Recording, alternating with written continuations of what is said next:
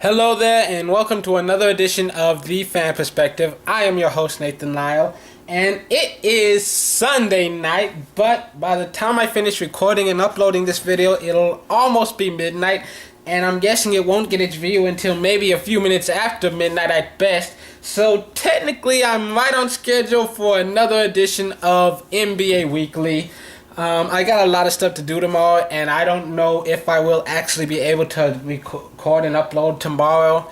So I'm going to go ahead and do this right now just to make sure I get the episode out to you. I don't want to leave my loyal fans hanging. And here's what stood out to me after the fourth week of NBA action. The Washington Wizards are still winless and currently have an 0-11 record. And wouldn't it be so fucking hilarious if they ended up winning at all? It's not gonna happen, but it would be so fucking funny. The hottest teams in the league this week are Miami and Atlanta, who have won 4 and 5 games in a row, respectively. Meanwhile, New Orleans and Minnesota have both lost 6 in a row. I was right about San Antonio becoming the first team to win 10 games this season. They currently have 11 wins right now, and Miami and OKC both have 10 wins as well. And after starting the season very strong, the Bucks and Clippers have both struggled this week. They find themselves in a slump. Meanwhile, Denver, who looked very awful at the start of the season, they have been winning lately and find themselves above 500, like the Lakers. And anyways, a few milestones that have been achieved this week and that could be achieved next week. First of all, I'm going to talk about Tim Duncan. I know you're getting tired of me mentioning his name, but after this, it'll probably be a couple of weeks before I say it again. I have to mention him today, though, because after having 3 blocks in every game during the first week of the season, he was very frustrating to watch because he went the entire week without a single block. At least until Sunday when he got 3 blocks, finally achieving 2,500 for his career. Congratulations, Timmy! He has 2,502 for his career, and he is now only 40 behind Tree Rollins for 8th on the all-time list. And on to some other players. If he doesn't miss any games, Jason Kidd will play in his 1,329th game on Wednesday, tying Moses Malone for 9th all-time, and he would then pass him on Friday against the Wizards. Again, and Kevin Garnett, assuming he misses no time, will tie John Havlicek for 18th overall when the Celtics host the Nets on Wednesday, and would pass him when they host the Blazers on Friday.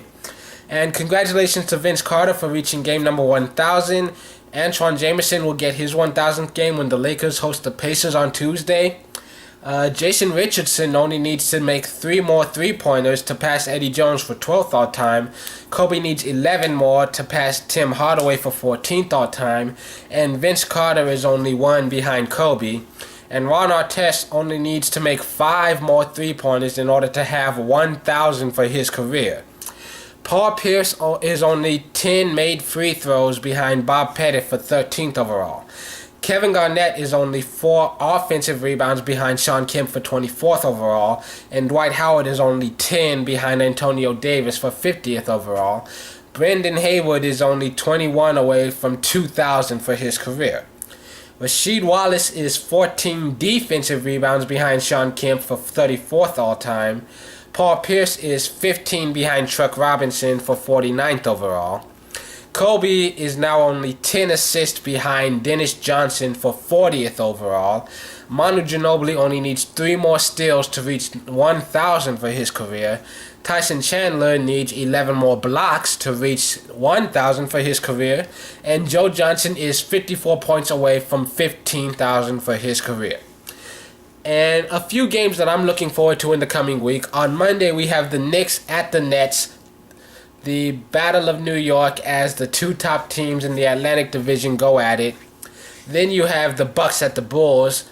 They are the 2 top teams in the Central Division right now, even though they've both been kind of struggling a little bit.